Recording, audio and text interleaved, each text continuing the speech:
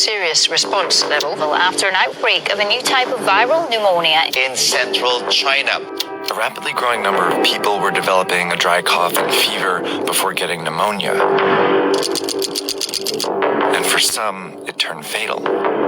Doctors have named the disease COVID-19, or Coronavirus Disease 2019, indicating that a type of virus is causing the illness. When they try to trace its origin, they found a likely source: this food market in Wuhan. Out of the first 41 patients, 27 had been here. It wasn't conclusive evidence, but Chinese officials quickly shut down the market. They had seen this happen before at a place just like this. The health officials are trying to get a grip on an alarming outbreak of SARS. The virus originated in mainland China. It spread across the country. The disease had been festering for months in southern China. In 2002, a coronavirus had emerged at a very similar market in southern China. It eventually reached 29 countries and killed nearly 800 people. Now, 18 years later, this coronavirus is in at least 71 countries and has already killed over 3,100 people. So what do these markets have to do with the coronavirus outbreak, and why is it happening in China?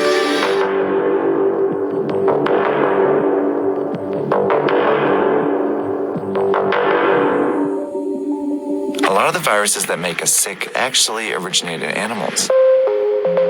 Some of the viruses that cause the flu come from birds and pigs. HIV/AIDS comes from chimpanzees. The deadly Ebola virus likely originates in bats. And in the case of the 2019 coronavirus, there's some evidence it went from a bat to a pangolin before infecting a human. While viruses are very good at jumping between species, it's rare for a deadly one to make this journey all the way to humans. That's because it would need all these hosts to encounter each other at some point. That's where the Wuhan Market comes in. It's a wet market. A kind of place where live animals are slaughtered and sold for consumption. It was not a surprise at all, and I think that it was not a surprise to many scientists.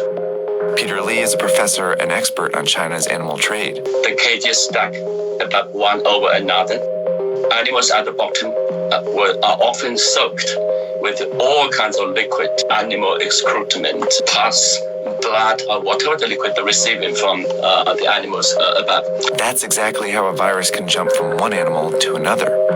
If that animal then comes in contact with or is consumed by a human, the virus could potentially infect them. And if the virus then spreads to other humans, it causes an outbreak. Wet markets are scattered all over the world, but the ones in China are particularly well known because they offer a wide variety of animals, including wildlife. This is a sample menu reportedly from the market in Wuhan. These animals are from all over the world, and each one has the potential to carry its own viruses to the market.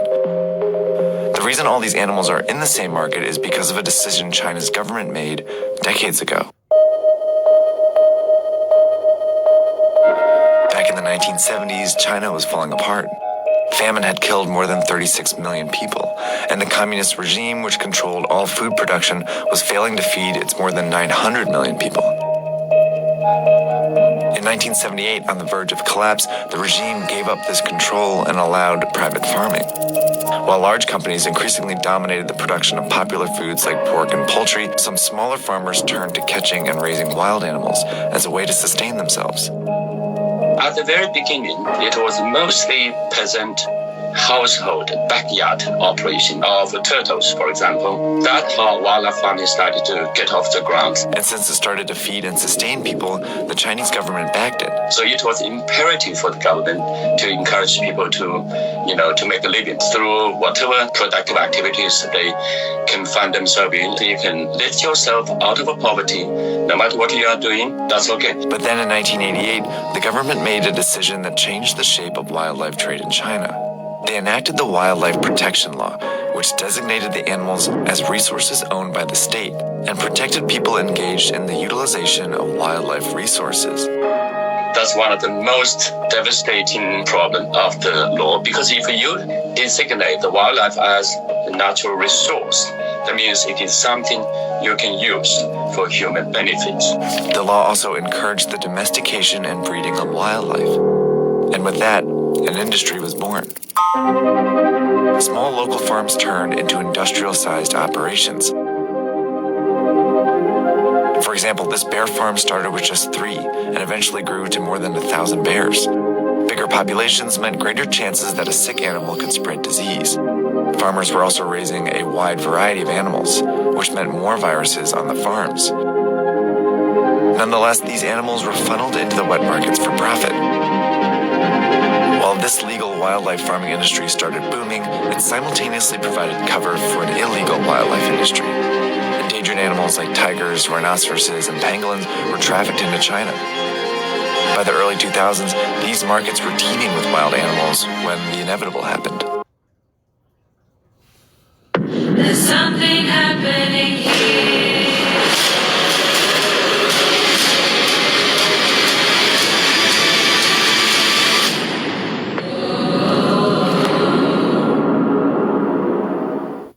The latest on the deadly SARS virus, the worldwide death toll up again today. China has reported more than 1,400 cases of infection nationwide. It is what health officials have feared all along. In 2003, the SARS outbreak was traced to a wet market here in southern China.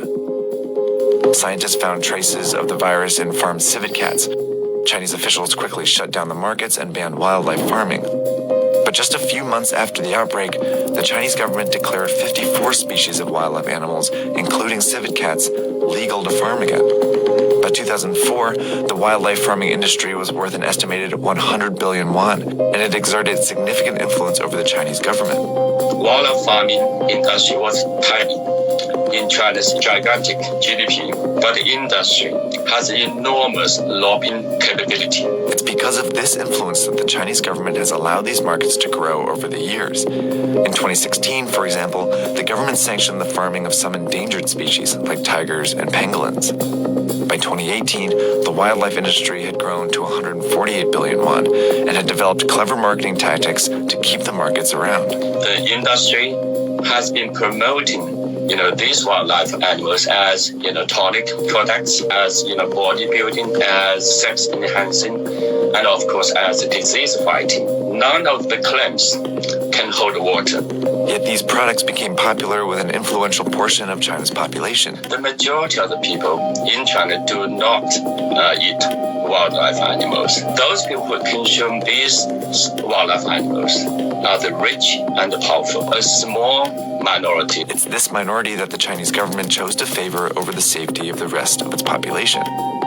These parochial commercial interests of small number of wildlife eaters are hijacking China's national interest. Soon after the coronavirus outbreak, the Chinese government shut down thousands of wet markets and temporarily banned wildlife trade again. Organizations around the world have been urging China to make the ban permanent. Chinese social media, in particular, has been flooded with petitions to ban it for good this time.